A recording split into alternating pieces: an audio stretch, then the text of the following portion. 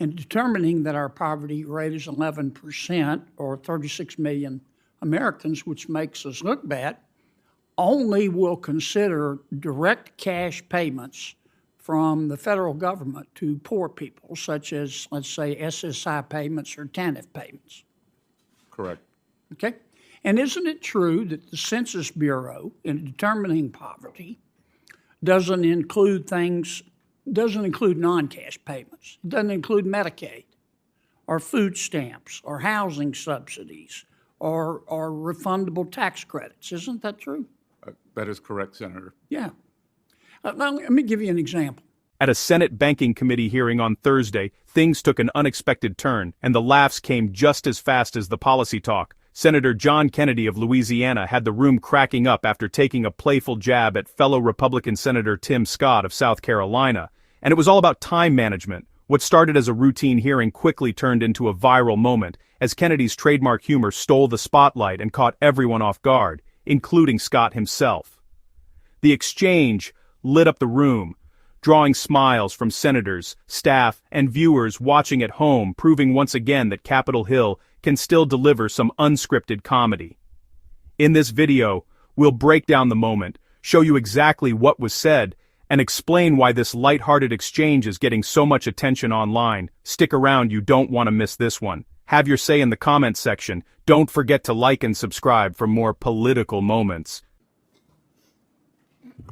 Hello, Mr. Secretary. I'm over here. How are you? Good. Mr. Secretary, as you're also head of the IRS, we've had some tough ice storms. Would you and your colleagues consider an extension on allowing extension to allow people to file taxes a little bit later? Senator, I've been in touch with the governor of the great state of Louisiana, and he and I and my staff are working on that. It is traditional to grant extensions for events like this. Good. If Canada came to the United States, well, let me preface this by saying I understand that tariffs have a number of purposes, but the foremost reason for tariffs is to try to stop other countries from taking advantage of us through either their tariffs or trade barriers. If Canada, for example, came to the United States and said, we're going to zero tariffs in the United States. All of them are off on our end. Would you, Mr. President, speaking to our president, go to zero tariffs and then just let Canadian companies and American companies compete on a level playing field?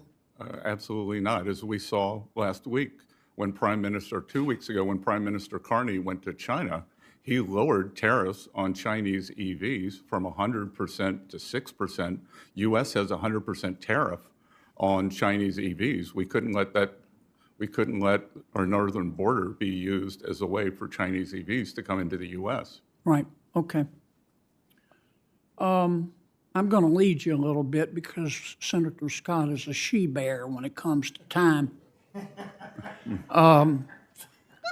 The poverty rate, according to the Census Bureau, is 11%, isn't it, in America? I'll take it. I'll take your word, Senator. And that's the Census Bureau defines poverty, is it not? Yes, sir. Is it not true that the Census Bureau, in defining poverty and determining that our poverty rate is 11%, or 36 million Americans, which makes us look bad, only will consider direct cash payments from the federal government to poor people, such as, let's say, SSI payments or TANF payments? Correct. Okay? And isn't it true that the Census Bureau, in determining poverty, doesn't include non-cash payments? It doesn't include Medicaid or food stamps or housing subsidies or refundable tax credits. Isn't that true? That is correct, Senator. Yeah. Now, let me give you an example. Mom, 2 kids, poverty level for her and her kids is $27,000. Mom works part-time. She makes $11,000. According to our Census Bureau, she's poor. She's below the poverty line. But she also receives,